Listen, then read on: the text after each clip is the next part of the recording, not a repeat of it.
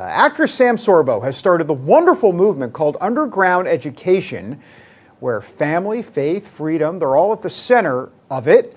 And it's a place to understand home learning as well. There's the website. Joining me now is indeed Sam Sorbo. Sam, great to have you on the show.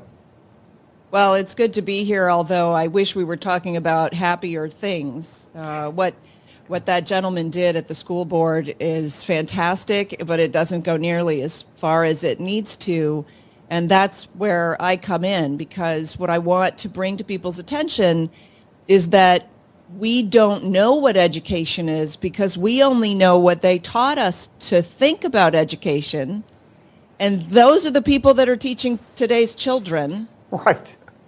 And so we need to go back and impeach basically everything that we learned in school, in a sense, because that is not education. And that's what I'm here to enlighten people on, is what is education? Because what they're doing in school today is not. It's child abuse. Yeah, well, that's interesting. Those are strong words, but, I can't disagree with you on that. How do you see it as child abuse? I want you to extrapolate that a little bit. I mean, I have some reasons, but I'd like to hear your reasons as to why you use that term, because that is a strong term, but one that's sadly necessary today, Sam. Well, it is a strong term, because if you think about it, and it's appropriate, because if you think about it, what that gentleman just said, and we agreed with him, is that if you affirm an anorexic that she's fat, that's basically what you're doing when you're telling a body dysmorphic youngster who believes himself to be female. That's basically what you're doing. You're affirming this dysphoria, this dysmorphia, if you will, and that is child abuse. For instance, if my child came to me and said, "Mommy, I can fly," and I said, "Okay, let's go up to the top of the building and you jump and let's see how that works out," that would be considered child abuse. This is child abuse. Putting children under the knife, putting them, chemically castrating them is child abuse. But I will tell you, it goes farther than that. And the reason I say that is because we still have parents. I don't know the 42% who think that education is good, right? But let's take the other 58% of Americans who are dissatisfied with the level of quote unquote education in our schools. Those people still submit their children into this system of abuse. Why?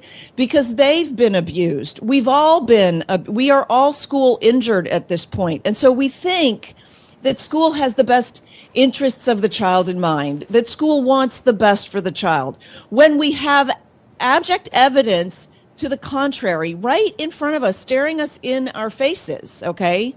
And as Christians, do we believe in evolution? No.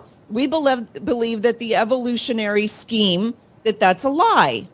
But we are still willing to submit our children into a school that lies to them. Why? Yeah. Because we are so school injured, we can't identify a predator for a predator of our children enough to say, oh, no, you don't. You don't get your hands on my children because you abused me. Okay?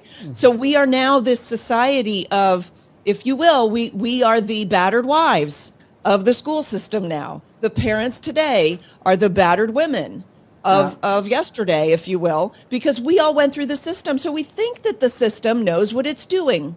And so what I'm trying to do is empower parents, because we feel so helpless, right? The parents they're tearing their hair out. They're saying, why are they doing this to the children? This is bad. This shouldn't be happening. Like that gentleman said to the school board, he said, you shouldn't be teaching the children this, but they think that they should.